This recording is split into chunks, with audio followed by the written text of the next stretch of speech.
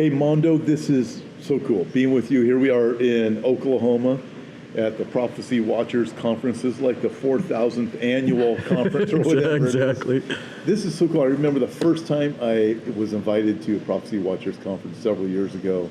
And great seeing you too. Yeah, and we were here 2 years ago, which is on October 7th.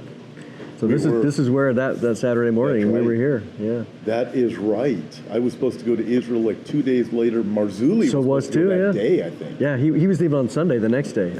Wow. And neither one of you went, right? No, neither one of us went. I've been back several times since. Mm-hmm. Gosh, there's so much to talk about even now. So I want to get into a lot of different areas with you. And, a couple of them are areas where I think even people in Bible prophecy, they're like, well, I thought this was this, or I thought that was that. The Daniel 9 covenant, what is it really about? Because we've been hearing for years, it's about peace. Yeah. And that's what it's about. The red heifer. Sure. I want to talk about that. I have some opinions that might be a little bit different than yours, but you've written on it. And so I really want to get answers. And my hope is that we'll all be educated and people will be able to understand that we can have differences. Absolutely. It's okay as long as we understand that our salvation is in Christ Jesus.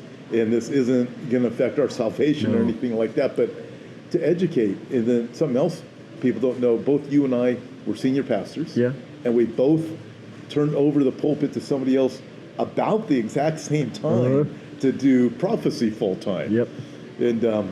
And so here we are. Yeah. And this is great. I think it's important to reiterate that all of us, when it comes to prophecy and the fulfillment of prophecy, I hold it very loose.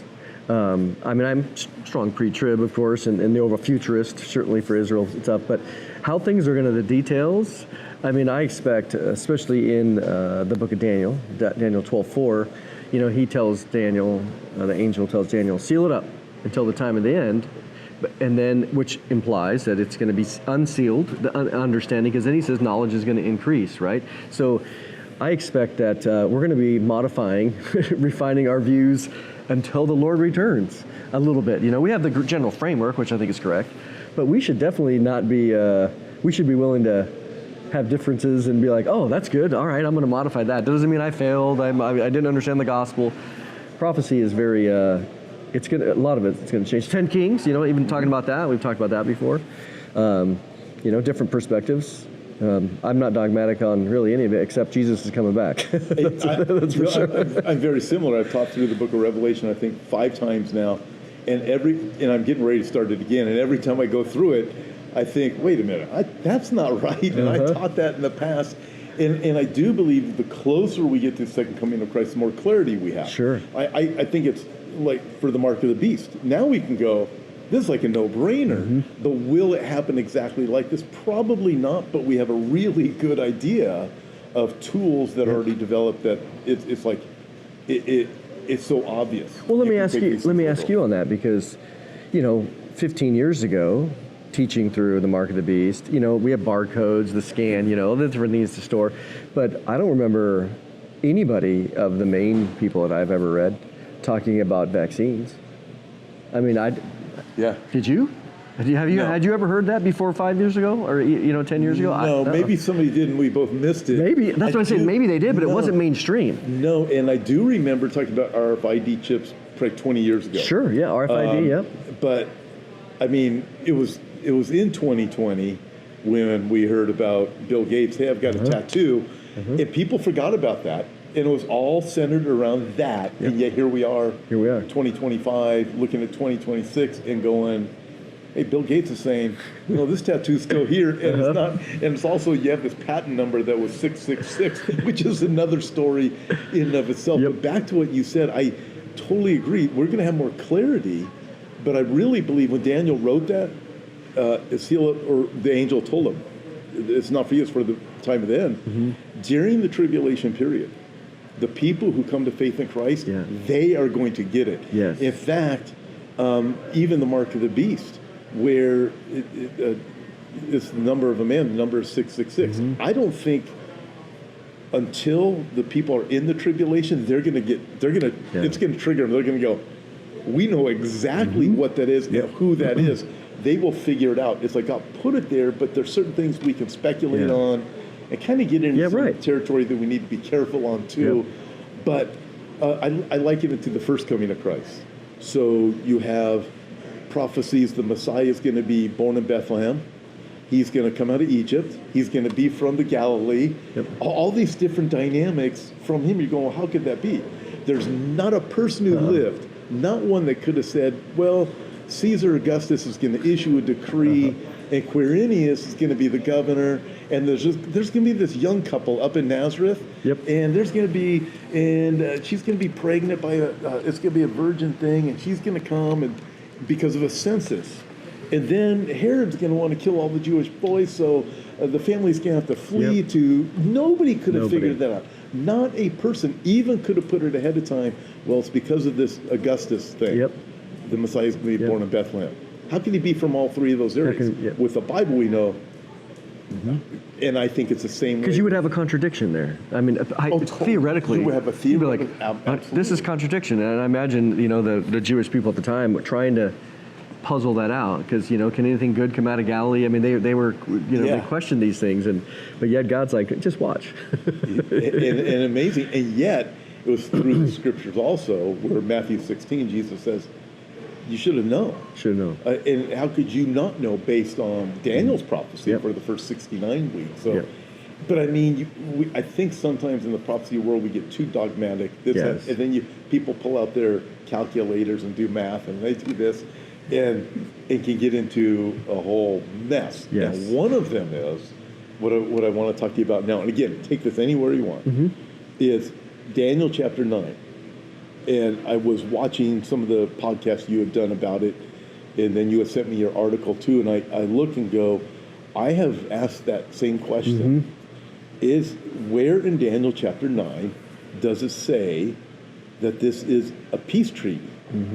And it's been part of the traditional prophecy teaching as long as I've been that's what I used to teach, right? That's what I learned as a young believer. You can make the case, and I'll show you a couple of places you can make the case, but I lean towards you on that. I look at it, and so I want to go back and forth on that. Then I want to look at what you also say the covenant actually is, because that intrigued me when you said that, and I want to see how that fits. So, okay, peace treaty. Why do you suppose people have called it a peace treaty, or why is it not necessarily? That's not what it is. I think that, in my article, I addressed some objections in that because, again, these are same things. If you would ask me 5 years ago, or as I taught, I would have said, and they said, well, why? Why is it a peace treaty? Oh, well, 1 Thessalonians 5, when they're saying peace and safety, sudden destruction will come upon them. And so that has been the general, I would say, support verse for why. So they're taking that passage. It was talking about the arrival of the day of the Lord. And what you have at the arrival of the day of the Lord is peace. It says it crystal clear, and then destruction begins. It doesn't just happen in a moment. The seals are open, and then a 7-year destruction begins to take place on the world, because not everybody's dead in a moment, right? So that's typical. And then what you see as well, because of the conflict of Israel over since their inception, 48 war, 56 war, 6-day war, Yom Kippur war, 82. I mean, you can name them all. The thing that comes up is because Daniel 9:27 mentions sacrifices. It mentions the sacrifices being stopped. And so that very clearly that there's going to be a third temple. So people are thinking, well, wait a minute. You can't, there's no way the Jews are going to build a third temple because of the Arabs hate them and the Muslims hate them. And so the Antichrist is going to have to come in and through power and to be able to subjugate the resistance of the Arabs and the Muslims, he will then enforce a peace treaty. This is the idea. He'll enforce a peace treaty where then Israel will have the freedom to build their temple, even though the rest of them, they're going to be screaming and yelling, but the Antichrist is going to have such power that he's going to prevent that, and he's going to enforce peace on them. Now, and then you have the other thing, too, as it comes to, depends on the version, English, some say make a covenant, some say confirm, right? So there's a lot of back and forth on that. But some people will say, well, the covenant that he's going to confirm or enforce is a previous treaty of some kind that maybe has been maybe like an Abrahamic Accords, and he's going to come in and he's going to put his military might behind it. And so that's the general argument, which I don't accept, but that's the general argument. Okay, so let's work through this, because I want to get to the Mosaic covenant. Yes. Because that's what really caught my attention. I go, okay, well, I want to hear what you have to say on that, because when we look at Israel and you think, okay, how are they going to build a temple? And the time of Jacob's trouble, although we can say it's the entire seventh year, the real problem started at the midpoint of the tribulation period. It appears in Jerusalem the people have peace. They're thinking, hey, things are going well. We've got the temple back. Things are going good. So they have that surrounding them. In Isaiah chapter 28, I don't know if you take that as a passage regarding the same covenant. Not necessarily. Okay. Which I mean, your covenant with death. That right, the covenant with death. So so this basically what Isaiah chapter 28 is it says, therefore hear the word of the Lord, you scornful men who rule this people who are in Jerusalem. I look at that and think, scornful men who rule Jerusalem, would that be the Knesset? Right. You start looking at it, and you got to wonder. But this is what God says. Who else is ruling Jerusalem? Because you have said, we have made a covenant with death, and with Sheol we are in agreement. When the overflowing scourge passes through, it will not come to us, for we have made lies our refuge. Under falsehood we have hidden ourselves. So I look at that and go, okay, Israel enters into, I look at it still being future. So I tend to equate it with Daniel chapter 9. Some say it happened in the past, but I haven't seen anything definitive that says it happened in the past. But nevertheless, like a previous covenant or something. Like a previous covenant. Oh, like maybe the Oslo Accords or something. No, something even more in Israel's ancient history. Oh, okay. So I don't see that. Okay, right? yeah, that's so I still see it in the future. But it's interesting. He says here, it appears the rulers of Jerusalem know it's a lie, but they enter into it anyways, right? We can look at current events and go, you can't actually believe this is real, right? You can't actually believe you can trust Qatar. Anyway, that's another exactly story. Right. But they made lies their refuge, and then he continues, because you want to avoid the scourge. So what's the scourge? Your covenant with death will be annulled, like Daniel 9. It's going to be at the midpoint of the covenant. It's no bueno anymore, right? And your agreement with Sheol will not stand when the overflowing scourge passes through. You'll be trampled down by it. As often as it goes out, it'll take you. Morning by morning, it'll pass over. Day by night, it will be a terror just to understand the report. So we see it. We're going to avoid this scourge. It is a terror, because it's you can't even, to comprehend it, we think with October 7, 2023, babies being put in microwaves and other things that are even grosser than that. You and I are both aware of. So it's that type of thing on steroids. If this is future, when this terror comes, there's an annulment. The covenant is annulled. They're trying to avoid a scourge. So there's some type of protection that Israel seems to be promised. If this is still future, if that ties in with that. Isaiah 28, yeah. Right. And I will say this: I hesitate to say it's a peace covenant of Daniel 9, because the Bible doesn't say that, although I can say, okay, Israel's promised some kind of safety, it seems, possibly. There's something that happens with Daniel 9, a covenant with many. There's also one that I have pushed back a lot against is, well, people say, well, it's the rider on the white horse, it's peace, it's a bow, it's no arrows, therefore the white horse is Antichrist who comes in and he conquers. But the problem I have with that is he's not firing a weapon. He's not using military. Okay, but the world was conquered through COVID. The world was and with AI, you can do certain conquering, and it's not necessary without firing a bullet. And it could be. And if you have the rider on the red horse, the black horse, and the pale horse, it looks like it's more not necessarily a person, but a group who brings this about. So for me, I don't buy into, because the white horse, and with 1 Thessalonians chapter 5, I don't agree, because they say peace and safety. That's when this covenant is. And with Isaiah 28, okay, if this is future, is to avoid a scourge, but is it a peace agreement? So I've always been hesitant Yeah. to, or I have been, I shouldn't say always, because there's times I've taught it. Sure, yeah. But I've come around to this place where I'm going, I am not so sure that you can just say it is a peace agreement. I wouldn't, there may be peace involved. Yeah. But it does say in Daniel 9, with that, Daniel 9, it's a covenant with many, and you have suggested that the New King James says a covenant, King James says the covenant. Yeah, exactly. And there's a difference there. And, yeah. Okay, so so all of us, what you just is good. So we have Isaiah 28, we got 1 Thessalonians, Revelation 6. We got all these pieces of data, and we're like, well, how can this fit? And so I think in terms of Isaiah 28, the similarity, which it's tempting. I'll say it that way. It's tempting because the word covenant appears that we will then take what the context here, and then try to equate that maybe identically or in continuity with Daniel 9.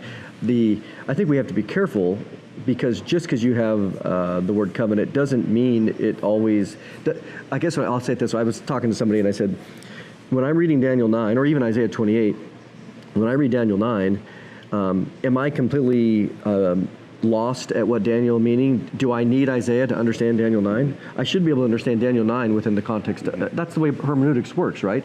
I shouldn't, again, if I'm understanding Romans 9, I don't need to read Galatians 3 to understand Romans 9. Now, that might be some corollary evidence, but if I'm like, man, Paul doesn't, okay.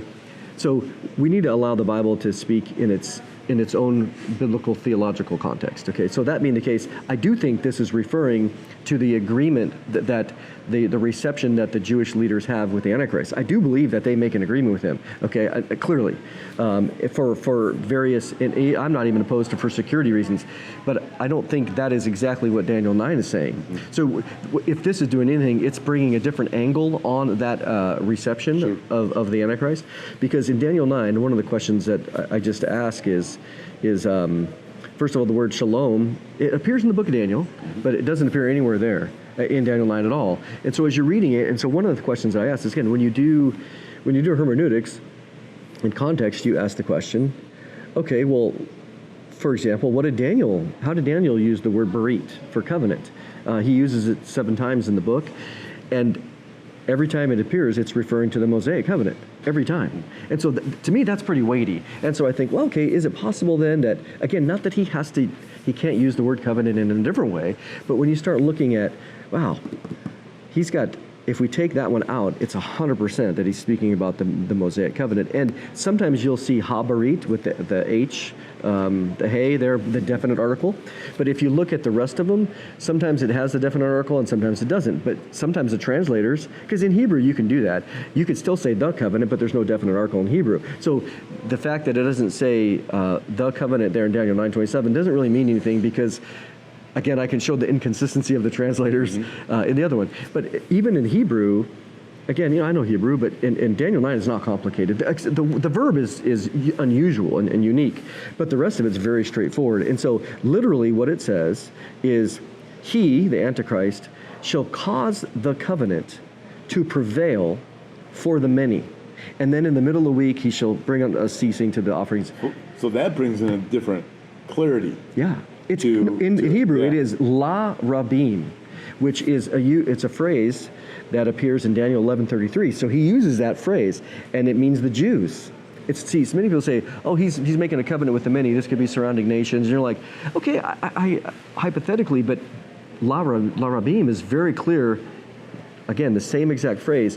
And many times it'll say, in English, it'll say, he's going to confirm a covenant with the many, or with many. They leave out the, but clearly it's a lamed, and a lamed in Hebrew is in front of a word is the, especially with the markings. So that's why and the word prevail is very powerful, because in Psalms 12 is the only other place this particular Hebrew form appears, and all of the English, it says prevail. So it's interesting that what he's doing, the Antichrist, is causing the covenant. What covenant is it? Well, that's up for debate. But he's going to cause it to prevail for the many, on their behalf.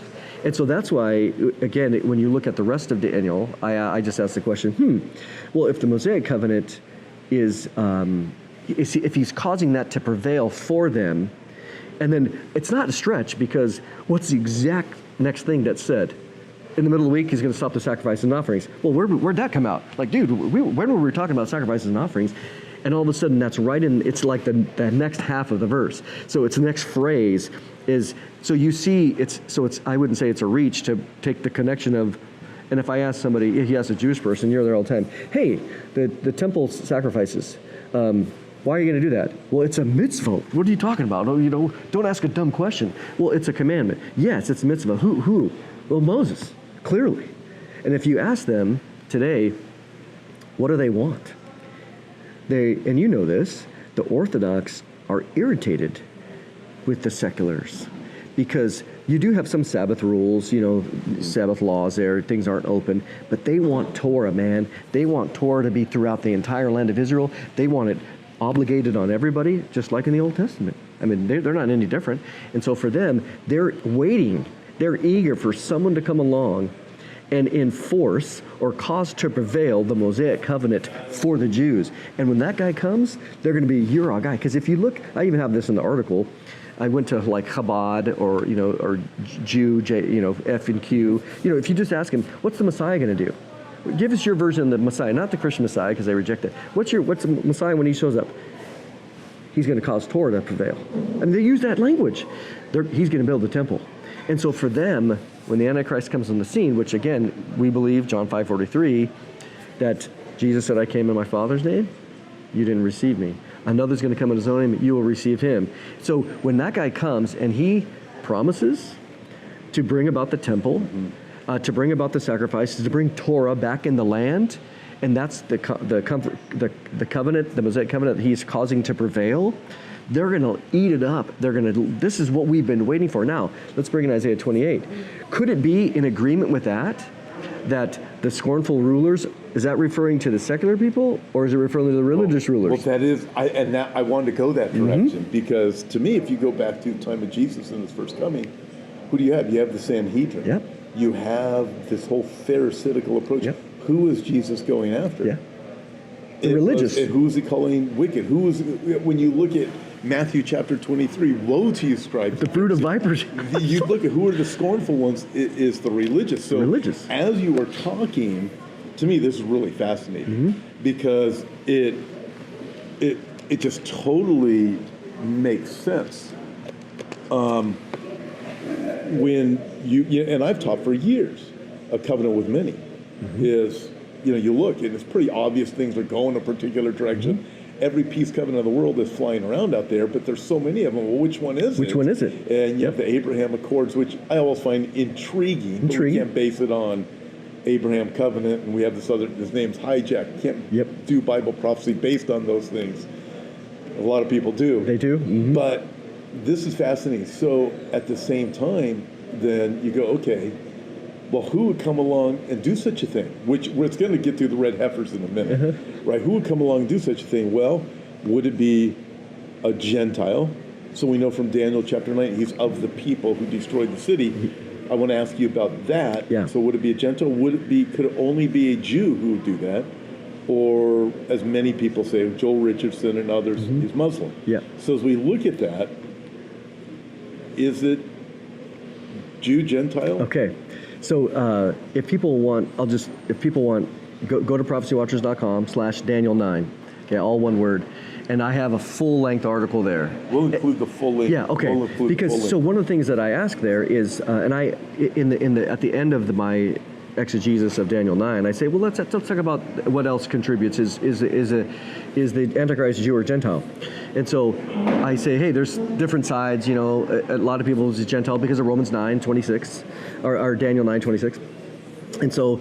He's coming out of the people of the prince who will destroy the city and the sanctuary. Well, that's the Romans. But what I ask is, well, wait. I mean, don't be so fast. Don't be either or, because if I asked you, Paul the Apostle, was he a Roman? He was a Roman citizen. He was, and so I list all the evidences. He's able to plead his case to Caesar. Exactly. And remember, he said, "Wait, how are you Roman?" He goes, "I bought this." He goes, "I was born a Roman." So, and then what I did is, so Paul himself is a Jew, but he's a Roman citizen. And so then what I thought, this is interesting. So then I went through, there are at least 10 Roman emperors who were not Italians. Some of them were French, some of them were Assyrian, or like not Assyrian, but like from Syria. Constantine, he wasn't Italian. So now you have Roman emperors that were not Roman. They had other ethnic distinctions, right? But they still were the emperor of this Roman. So in the same way, there's 10. Okay, so this isn't like just an off liar. Okay, and I list them all in the article, and I say this guy, this coming ruler, he definitely could be a Roman emperor. He's the leader of the revived Roman Empire. We all agree on that. It's Romans 9 says, or I keep saying Romans, Daniel 9. But he could have an ethnicity. He could be ethnically Jewish, and he might even be private about that. He could go to them and say, listen, by the way, I'm an ethnic Jew. I have that history, that ethnicity and DNA, but I am the leader. I'm the political leader.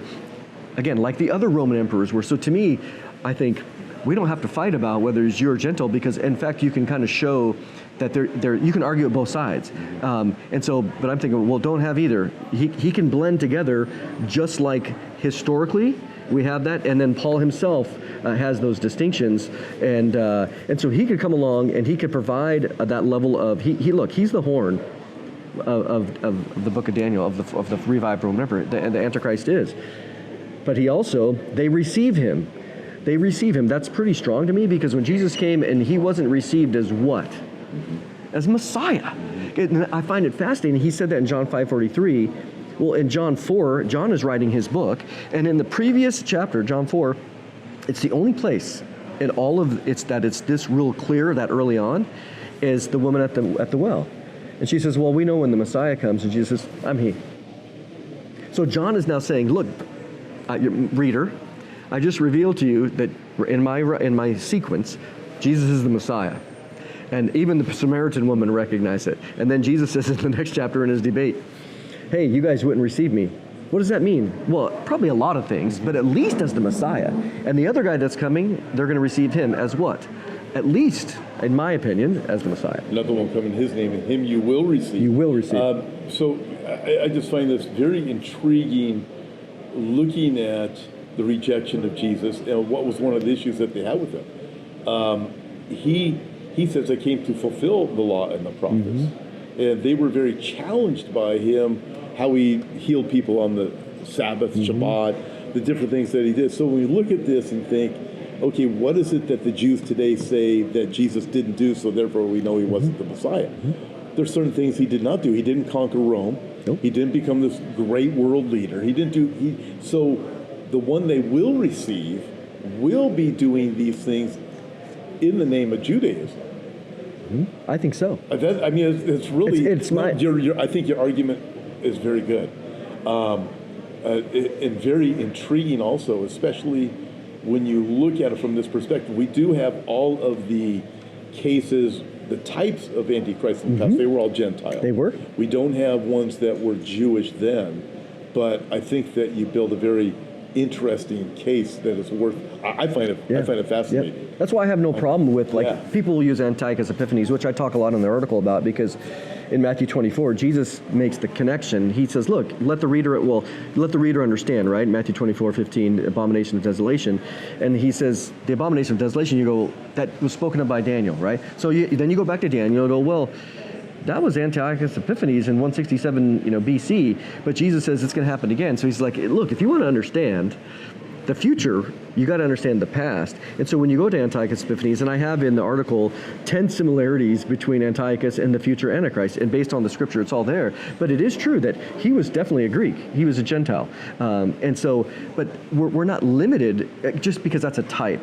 That's a type. So, but the key thing for me was that 10 Roman emperors were not Italians or Romans ethnically. They had a different ethnic group, and therefore you can still say, in many ways, he's a Gentile. Because even today, you might have some people that are Jewish that maybe have a Jewish mom and a Gentile dad.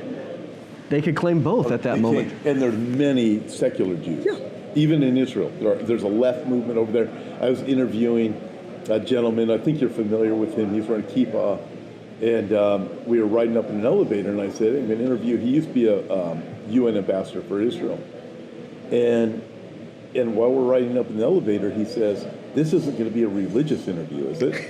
And I said, no, what I want to do is talk about politics, is what it was. Yeah, absolutely. And get his idea from meeting with the UN and things like that. And he goes, good. And I said, well, I noticed you're wearing a kippah. He goes, of course. And I said, so you celebrate the Jewish feast? He goes, I celebrate Shabbat. I celebrate everything. Oh, so you're a religious Jew? I'm not a religious Jew. Exactly. Okay. He was a full-on secular Jew, but he does these things. These cultural things. Full-on cultural, but he's secular. Okay, and then we go back to the time of Jesus. What's the issue that Judas had with Jesus and the other religious leaders did? Again, Judas is like, this guy ain't conquering Rome. We're getting rid of this guy.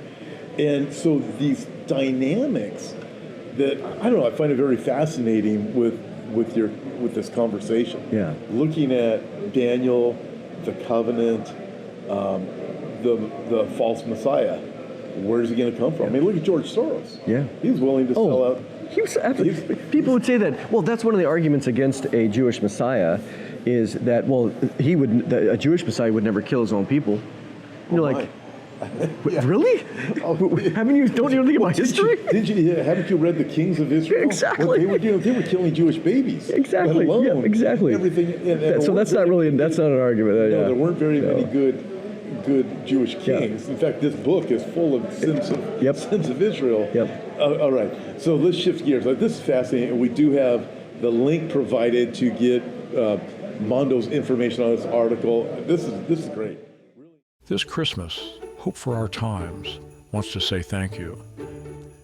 Because of your prayers and financial support, the message of hope in Jesus Christ continues to reach people all over the world. You've helped shine light in dark times, and we couldn't do it without you. The world around us is changing fast. Every day brings new headlines filled with chaos, confusion, and uncertainty. But what if these things aren't signs of everything falling apart? What if they're signs that everything is falling into place? That's the question behind the brand new book, Final Countdown, Planet Earth. In it, you'll discover how today's radical changes are actually fulfilling Bible prophecy and pointing to the soon return of Jesus. And that's not all. This Christmas, we're also including a fantastic resource, The Rapture. What happened and why? This beautifully crafted pamphlet clearly explains what the rapture is, who it's for, and why it's our blessed hope. It's the perfect tool to share with friends and loved ones, or to leave behind for those who will one day ask, what happened? Together, these two resources are our special Christmas gift to everyone who is a financial partner of Hope for Our Times. It's our way of saying thank you for standing with us as we proclaim the truth of God's Word in a world that's desperate for answers. If you're already a partner, thank you. And if you've been thinking about partnering with us, now is the perfect time. Your support helps us live out our mission to use the prophetic Word of God as a powerful tool for evangelism, guiding people from all over the world to the hope found exclusively in a personal relationship with Jesus Christ. From all of us at Hope for Our Times, Merry Christmas.